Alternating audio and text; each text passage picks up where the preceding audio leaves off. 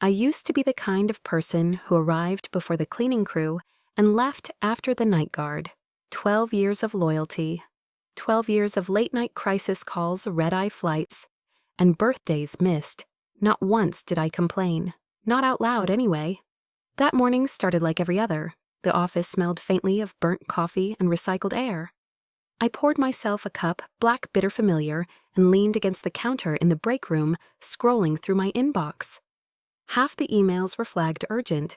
Half the people sending them didn't know what the word meant. And then he walked in.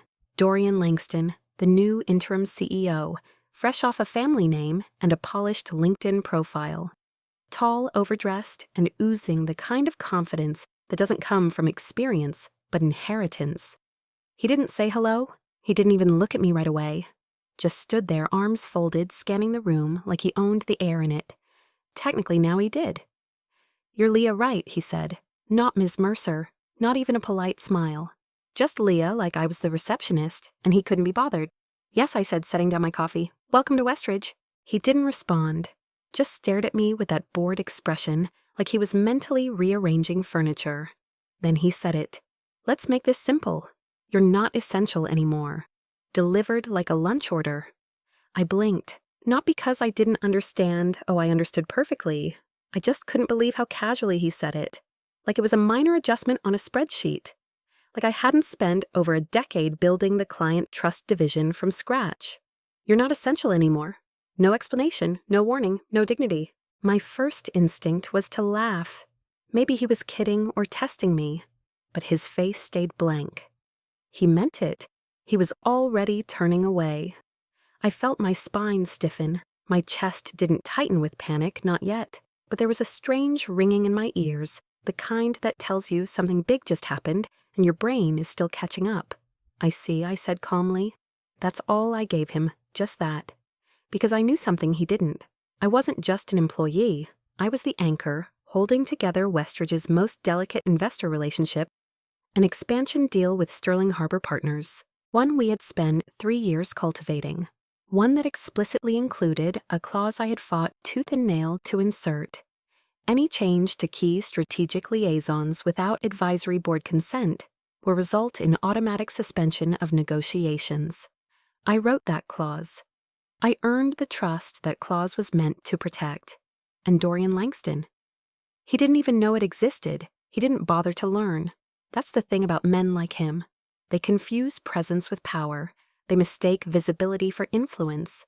They think walking into a room means they own it, without realizing someone else laid the foundation beneath their feet. I didn't storm out. I didn't cry. I went back to my office, packed in silence. The same silence that filled the hallway as my team peeked over their cubicle walls. Some confused, some scared, none surprised. They knew this place. They knew how fast people disappeared when the wrong person rose too quickly. I carried a cardboard box to my car in the rain. Of course it was raining. The kind of slow, indifferent drizzle that feels less like weather and more like the world's quiet way of asking, "Are you sure you want to keep doing this?" But here's the twist. I didn't feel defeated. Not even close. I felt still. Not calm exactly, not at peace, but still like a body of water that stopped rippling before a storm hits. I could feel the weight of something huge in the air, something about to break. And I knew something Dorian didn't. He hadn't fired a liability. He had just pulled the pin on the very deal that was going to determine whether Westridge Technologies would survive the quarter. And tomorrow morning, when Sterling Harbor's legal team called to question the termination of their most trusted point of contact, someone was going to have to explain why the one person who was essential was shown the door with no backup plan. Spoiler. It wouldn't be me answering that call, not anymore. Not. By the time I got home that night, my box of office things was still sitting on the passenger seat. I hadn't touched it. Didn't really want to.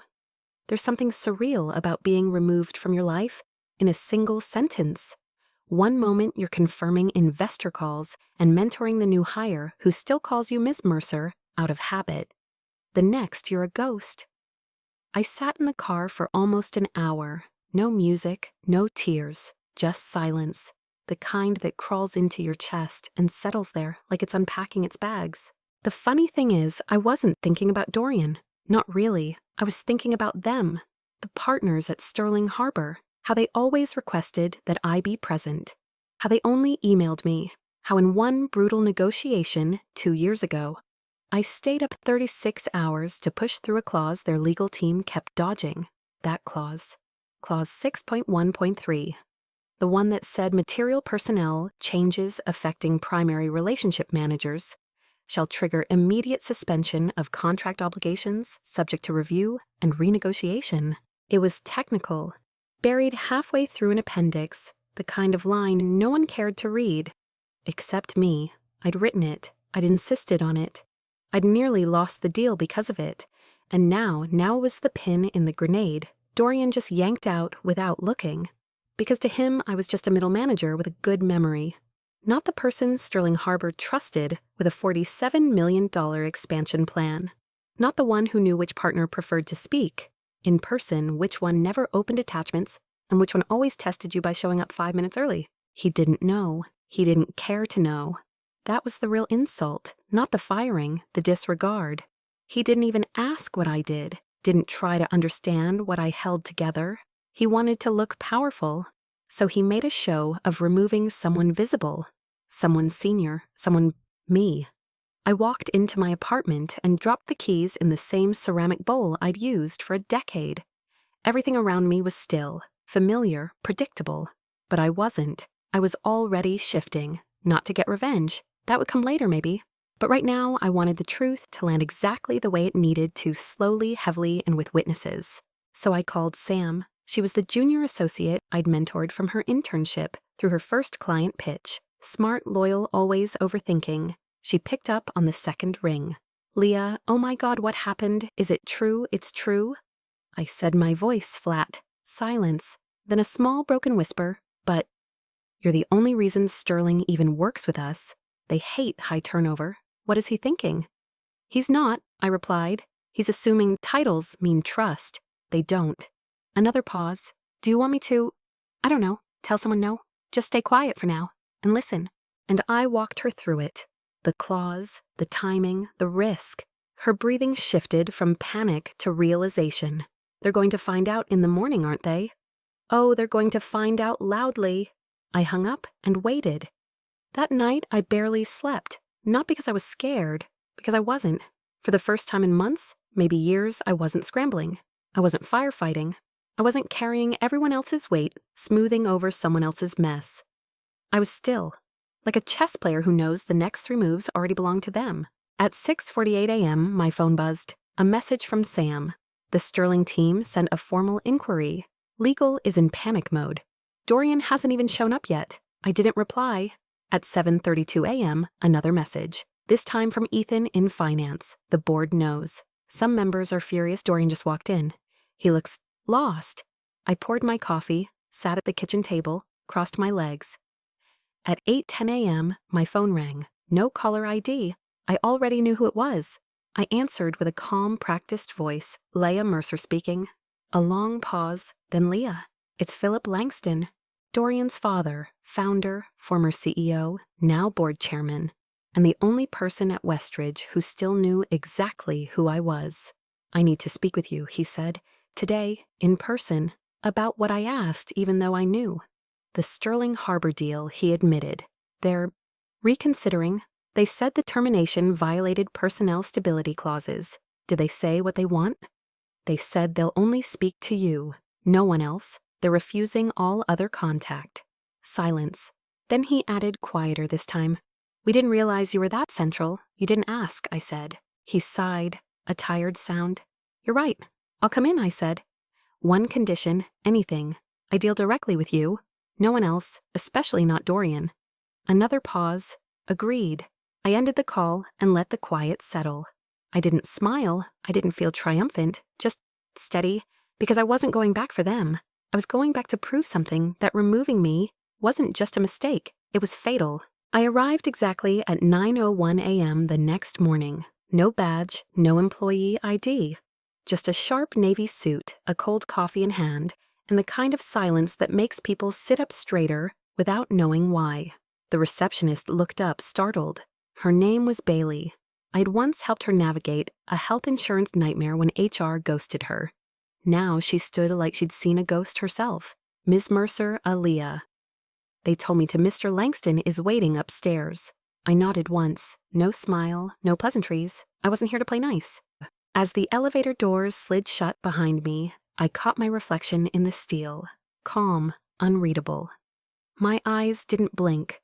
On the 14th floor, the air felt thinner. Not because of altitude, but because everyone knew something had broken, and no one knew how bad it would get. People glanced up from behind screens. Whispers flitted through hallways like birds in a burning forest. They didn't expect me, or maybe they did. Maybe they were hoping I'd come back. Not for them, but to stop the company from bleeding out on the floor while the board fumbled with a tourniquet. And then I saw him, Dorian, leaning against the glass conference room wall, arms folded in his usual forced nonchalance, laughing too loudly at something no one else found funny. His mask still in place, but when his eyes met mine, it slipped, just for a second. The blood drained from his face, his jaw tightened, then the smirk returned like a reflex. "Well, look who crawled back," he said, loud, calculated, trying to reclaim ground he'd never owned. I didn't stop walking, didn't glance at him, didn't slow. Let him flail, let him squirm. His words couldn't reach me anymore. I'd outgrown his noise. Mr. Langston Sr. was waiting just outside the boardroom. His tie was slightly askew. His eyes were red, not from tears, but from a long night of trying to stop a train he'd set in motion the day he handed the wheel to his son. "Leah," he said quietly, "thank you for coming." I shook his hand, firmly. No warmth, just contact. We stepped inside his office, once Dorian's then his again. Funny how fast power rotates when people realize it was misplaced.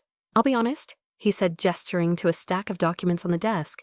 "We're on the edge. Sterling won't take another call from anyone but you." I sat down without asking, opened the folder, scanned the frantic messages, the revised contract drafts, the 2 a.m. emails, the legal department's panicked annotations in red ink. It was amateur hour. They hadn't just fumbled. They'd panicked. "What do you need from me?" I asked, though I already knew. "To talk to them, to fix this. And what do I get?" He blinked. "I didn't mean money or a title. I meant control. I meant respect. I meant no more working in the shadows while some shiny new boy soaked up credit for work he didn't understand. "I've drafted a formal letter," he said, sliding it over. "You'll have full authority over the Sterling Harbor deal. No interference. Not from anyone. Especially not Dorian." I read every line, every clause, then signed it. The ink was still wet when someone pounded on the door and burst in. Of course it was him. "This is ridiculous," Dorian's snapped eyes darting between us. "You're going to let her enough," his father said. The word cracked like thunder. Dorian recoiled, stunned. "I trusted you," Mr. Langston said, voice trembling. Not with anger, but with disappointment. "I trusted you to lead, to listen. And instead you fired the only person keeping this company stable. You were careless, arrogant. You didn't even read the investor clauses, did you? Silence. You risked a $47 million contract because your ego didn't like sharing oxygen." Another silence. I didn't say a word. This wasn't my fight anymore. Then came the sentence that shifted the room. "You're suspended from all executive functions, effective immediately." Dorian's jaw dropped. "You can't be serious. If Sterling walks the board, we'll vote for your full removal, and I won't stop them." It was the first time I'd seen Dorian speechless. He looked at me, his eyes no longer cold or cocky. They were just scared. "This isn't over," he hissed, storming out. I watched the door close behind him, then turned to Mr. Langston. "I should have seen it," he said. "I let my son think this company was a sandbox." "Blind loyalty does that," I replied. "It makes people trust titles more than actions." He nodded quietly, devastated. "Let's call Sterling," I said, setting the folder aside. Because I wasn't here to bask in revenge. I was here to clean up, to restore what I built, to protect the people who'd been working in the shadows like I once had, and to make damn sure no one ever mistook silence for weakness again. The moment I stepped into the executive conference room, everything shifted. The room had that sterile, high-budget stillness that always felt more like a courtroom than a place of collaboration. Floor-to-ceiling windows framed the skyline. Frosted glass panels surrounded the table, like a barrier between power and everyone else. Except today, the balance of power had already moved. I wasn't walking in as an employee. I was walking in as the only person left who could save them from collapse. The speakerphone in the center of the table blinked red waiting. The partners at Sterling Harbor had been kept on hold for 12 minutes, while the Langstons argued behind closed doors. But now, with Dorian out and the documents signed, it was my room. Mr. Langston Sr. sat quietly across from me, shoulders tight, fingers interlocked. He looked like a man who knew he was one sentence away from history judging him forever. I reached forward, pressed the blinking button, and said, "Good morning." Leah Mercer speaking. A pause. Then, "Ms. Mercer, this is Jonathan Pierce." His voice was clipped, civil, but not warm. Rebecca Lynn, also on the line, came a second voice. Their legal lead, sharper, less forgiving. I could hear the faint background of a busy office keyboard taps. Murmured voices, tension pressed between the wires. "We were surprised Jonathan began to hear of your removal from Westridge's active team." I leaned forward. My departure was not strategic, nor voluntary, and certainly not approved through the appropriate channels. Silence. Then Rebecca's voice. "We'd like to understand what exactly happened. The personnel clause you inserted in 2021. Section 6.1.3 has been triggered." "Yes," I said, "and it should have been." Another silence, longer this time. "You're acknowledging the breach?" Jonathan asked. "I am." I didn't flinch. Because unlike the men who spent the past 48 hours spiraling, I wasn't here to avoid the truth. I was here to own it and redirect it. The issue, I continued, isn't whether the clause was triggered. The issue is what kind of leadership a firm like Sterling Harbor wants to trust moving forward. I could feel Mr. Langston shift slightly in his seat, but he didn't speak. Smart. "Because here's the reality." I said, voice calm but resolute. "I'm still here. I haven't backed away from a single commitment. I haven't misled you. I haven't dropped a ball, missed a call, or hidden behind PR. What happened wasn't a restructuring. It was an ego-driven misfire. And it's been corrected." Rebecca spoke again. "By placing you back in charge of the deal with full authority." "Yes," I replied. "Signed this morning. I have a scanned copy if you require immediate confirmation." Another pause. This time, Jonathan exhaled slow and deliberate. "We're not in the business of micromanaging our partners," he said, "but we do require stability. And from our point of view, what happened last week was chaos." "That's fair," I said. More silence. Then Rebecca's tone shifted cool to clinical. "There's a path forward," she said, "but it involves a formal admission of fault from Westridge and a reaffirmation of the Personnel Stability Clause signed by the board." "I expected that," I said. "It'll be delivered within the next 48 hours. Jonathan spoke again, softer now. "Leah, let me ask you something plainly. Why are you still here after what they did to you?" I looked at the speakerphone, thought about the question carefully, then said, "Because I built this, and because I don't let people like him take credit for destroying something they never understood." No one spoke for a long moment. Then Jonathan cleared his throat. "Then let's continue. We trust you." Those 3 words. That's when I knew, not just that the deal was safe, but that I wasn't just back. I was now the reason Westridge had any chance of survival at all. The call ended with formalities, timeline confirmations, draft revisions. Mr. Langston finally let out a breath when the line disconnected. "You saved it," he said quietly. I stood, collected the documents into a neat stack. "I didn't do it for you," I said. He nodded. "You deserve better than this place gave you." "I know." I walked toward the door. Then he spoke again. "Stay. Not just to fix this, but to lead, to change it, the right way." I paused, my hand on the handle. "I'll consider it," I said, "but if I do stay, it won't be quiet, it won't be hidden. I won't be someone's safety net again. If I stay, it's going to be on my terms." He didn't argue, he just nodded again, slowly, gravely, because he knew this time I wasn't bluffing. Victory doesn't echo the way you think it will. It doesn't arrive with applause or confetti or anyone handing you a trophy. Sometimes it comes in silence, cold, clinical, and unfinished. By late afternoon, the Sterling Harbor team had formally resumed negotiations. Legal had approved the revised agreement. A carefully worded email went out to the board. Leah Mercer will serve as acting lead on all investor-facing operations until further notice. The wording was tight, deliberate, not promotion, not welcome back, just until further notice. I knew what that meant. They still wanted a door open, just in case. In case I got too visible. In case someone more polished came along. In case I reminded them too much of the system they'd allowed to rot in silence. At 5:14 p.m., I shut down my laptop and stood to leave. And that's when the call came in. Unknown number. But I knew the voice immediately. Leah said Julia from HR, her tone trying to sound casual. Do you have time for a quick check-in tomorrow? Just a routine leadership alignment meeting. In light of all the recent adjustments. Routine, that word again. The corporate way of saying, we're not done with you yet. Sure, I said. What time? 9 a.m. sharp. Conference room B.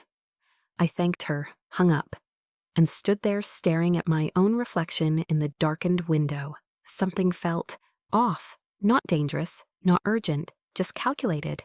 The kind of move you make when you want to remind someone that they're still being watched. That night, I didn't go home right away. I stayed behind, walking the office halls, long after the rest of the staff had cleared out. The light from the vending machine flickered across the floor like a dying signal. I passed empty cubicles, old thank you cards pinned to corkboards, birthday balloons half deflated in someone's office. I stopped outside the break room. Inside voices whispered. I recognized one instantly, Michelle from Strategy. She once cried in my office over a failed pitch. Now she's not going to last, Michelle was saying. Dorian still has people on the board. And let's be honest, she made too many enemies too fast. Another voice, male, older. Doesn't matter if she saved the deal. She made the mistake of being the face of it. Now they can't control her. I stepped back, quietly. Didn't let the door creak. I didn't need to hear more. They weren't plotting yet. They were positioning, testing the air.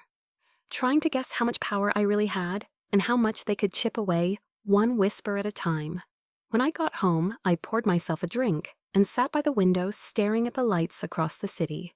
Each window in each high-rise flickering like a secret. I knew this game. I'd played it before, not with fists or loud emails, but with silence, with records, with receipts.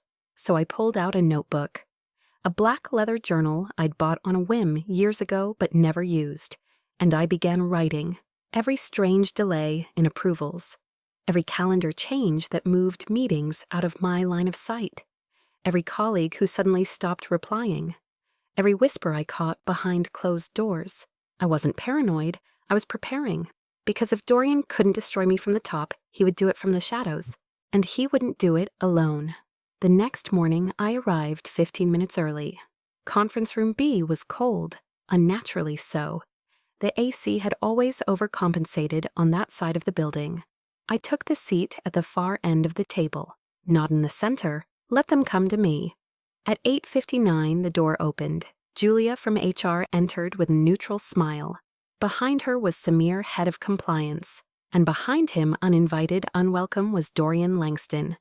I tilted my head, expression unreadable. Julia cleared her throat. We're here to discuss a few concerns that have been raised. Just feedback, really. About your recent performance under pressure. Performance, I asked. Calm. Just enough confusion to make them work harder. Dorian leaned forward, voice syrupy. Some feel that your re-entry into leadership has caused tension. There's been talk that maybe you're taking too much ownership too fast. Samir added, quieter.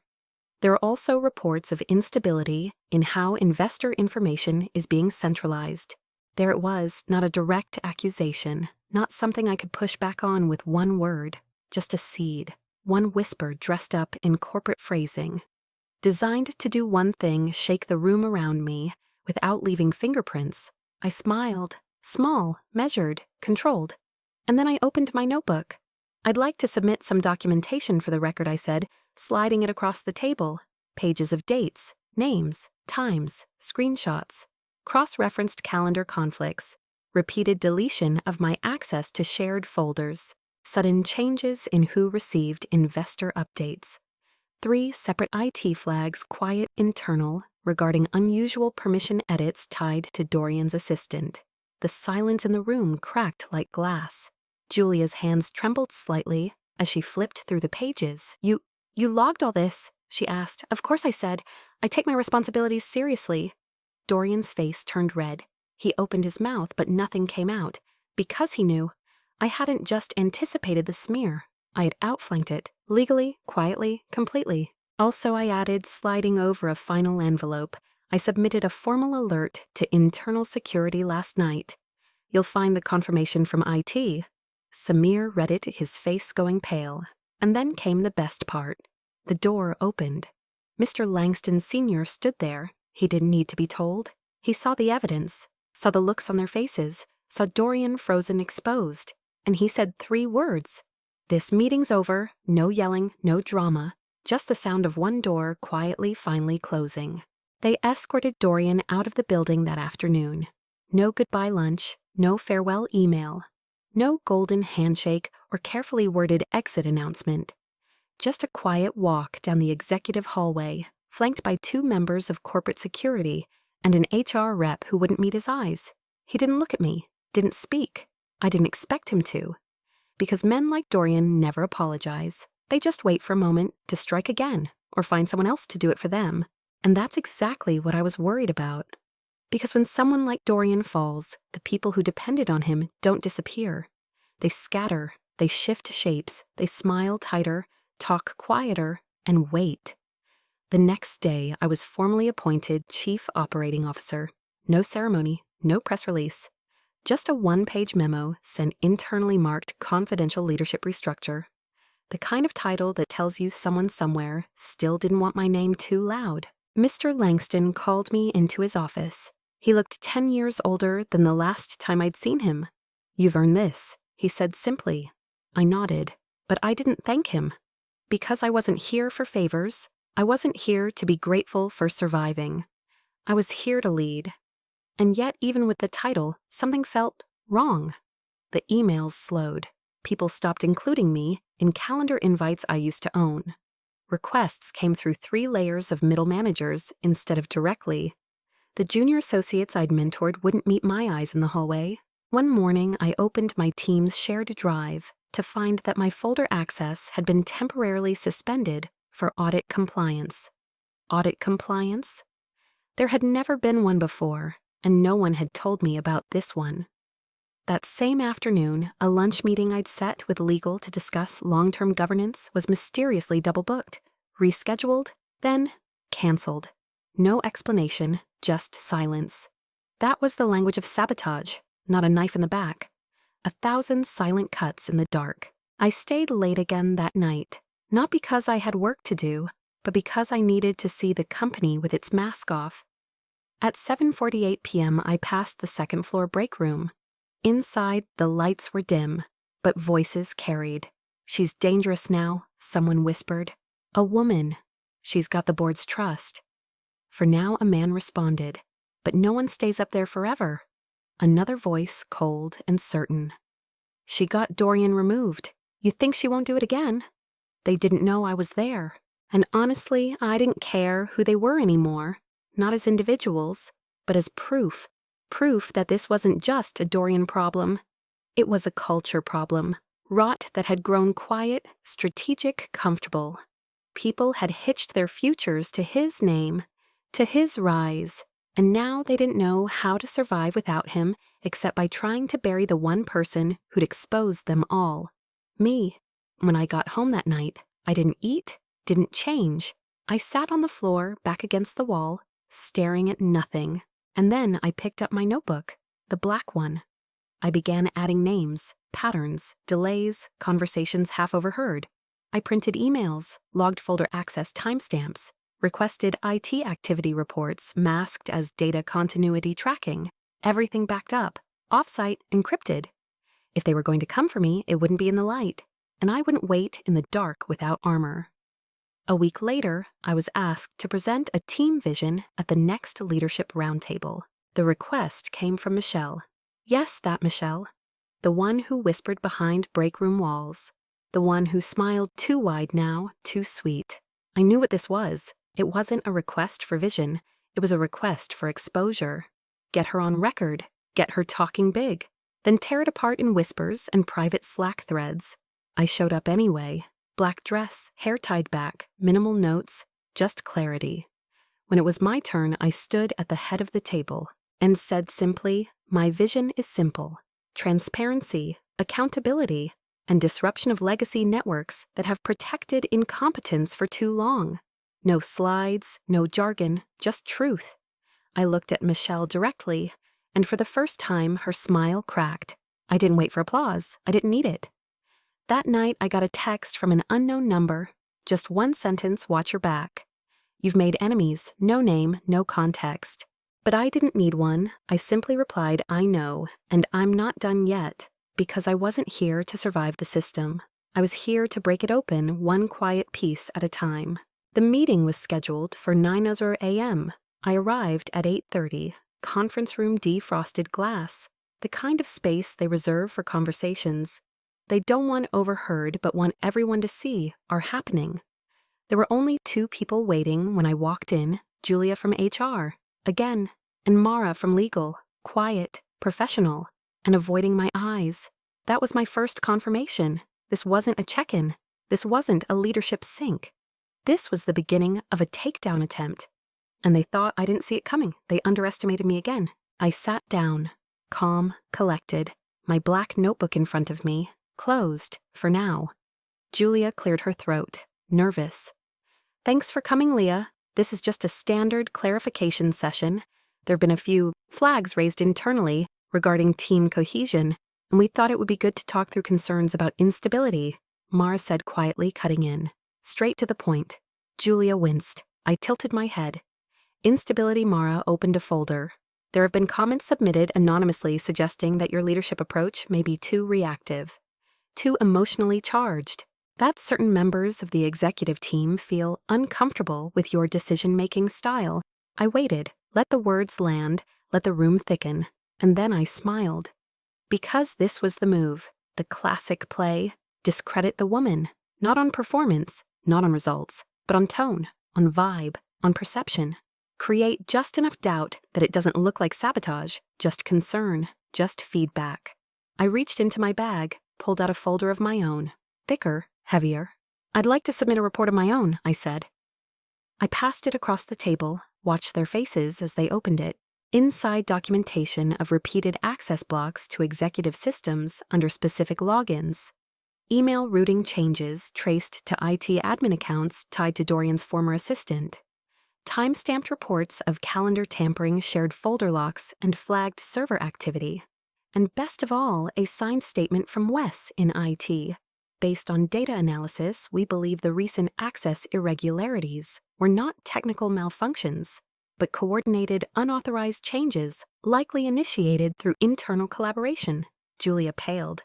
Mara looked like she already knew some of it was true. Furthermore, I continued, flipping open my notebook. I've logged verbal statements, time-stamped voice memos, and 3 anonymous confirmations that efforts were made to plant doubt about my conduct prior to this meeting. Silence, and then the door opened. Mr. Langston, he didn't knock, didn't ask. He just walked in. Took one look at the documents and sat down. What is this? He asked. Calm, firm. Julia started to speak, but I raised a hand. Mr. Langston.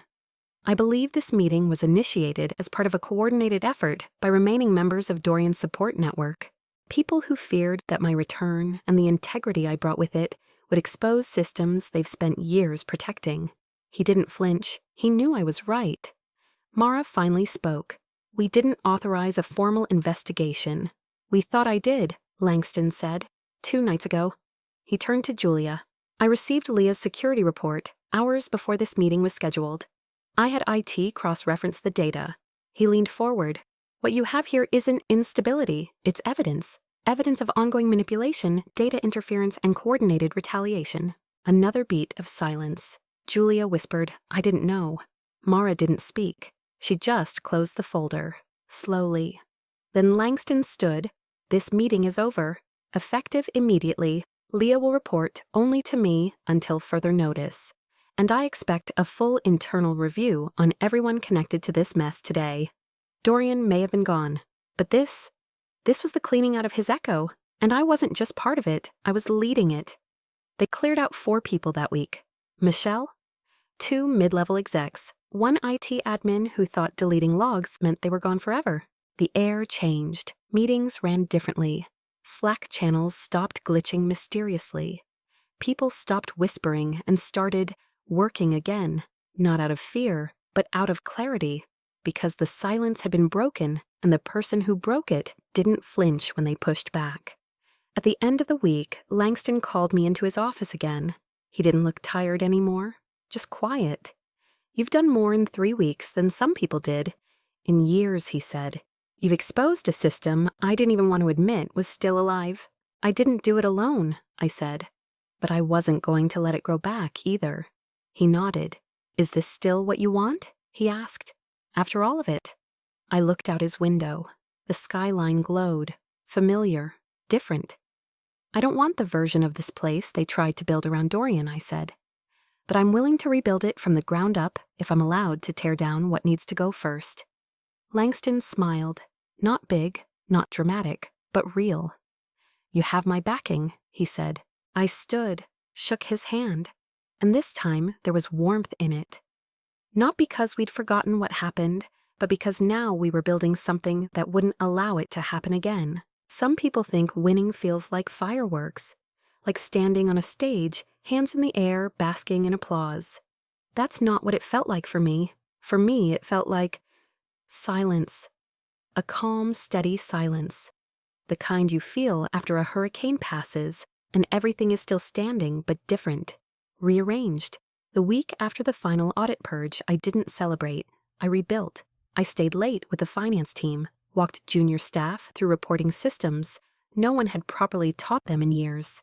I had breakfast with partners who had once second-guessed me and now leaned in when I spoke. I reshuffled entire departments, not to punish, but to protect the work from future rot. Because power, I learned, isn't in the position you hold. It's in what you do when no one thinks you'll last. I didn't hear from Dorian again, but I didn't need to.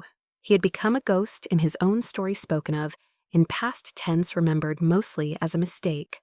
A cautionary tale. Not the villain of this story, just the warning. The real threat had always been the silence that let people like him rise unchecked. The board, once passive, was now engaged. They asked questions. They demanded clarity. Because I taught them how dangerous assumptions could be. One morning, a new intern named Vanessa knocked on my door. Nervous, sweaty palms. She apologized 3 times before sitting. "I just wanted to say," she said, voice barely above a whisper, "thank you. I heard everything, what you did, what you stopped." I looked at her, young, smart. Exactly the kind of woman who 10 years ago would have been dismissed before she ever spoke. And now she was in my office, speaking freely. "I'm glad you're here," I said, but I didn't stop it for recognition. She blinked. Then why? I paused, answered honestly. Because I got tired of building things other people took credit for. And I realized if I didn't fight for space, someone else would take it from me. She nodded slowly, and I saw it. That flicker of resolve in her eyes, like something had clicked, and I knew she was going to be just fine. 3 months later, I was named permanent COO, unanimous vote, no ceremony, no party. But this time, when the internal announcement went out, it wasn't buried in a Friday memo. It was front and center, bold, undeniable. The woman they once labeled non-essential was now the backbone of the company's second rise. People started looking me in the eye again. Some apologized, most didn't. I didn't need them to, because power isn't revenge, it's presence. It's walking into a room and knowing without raising your voice that you don't owe anyone an explanation anymore. Not long after that, I got an offer. Another firm, bigger, more global, triple the salary. And I considered it long and hard, because after everything, part of me wanted to walk away, to let this place remember me as the one who saved them, not the one who stayed to clean up the next mess. But I didn't leave, because walking away might have looked like power, but staying meant I was power. I wasn't afraid of the mess. I was the one who taught them where the broom was. That final Friday of Q4, I stood by the window of my office as the city below began to light up. It was almost poetic how calm everything felt now. Not perfect, not unbroken, but stable and built on the truth. Not a title, not a legacy, not a man's last name on the door, but on what was earned, fought for, documented, defended. Before I left for the evening, I wrote one last thing in my black notebook. Just 7 words. They tried to erase me. I led. I closed it, locked the drawer, turned off the light, and walked out not as someone who survived the storm, but as the storm itself.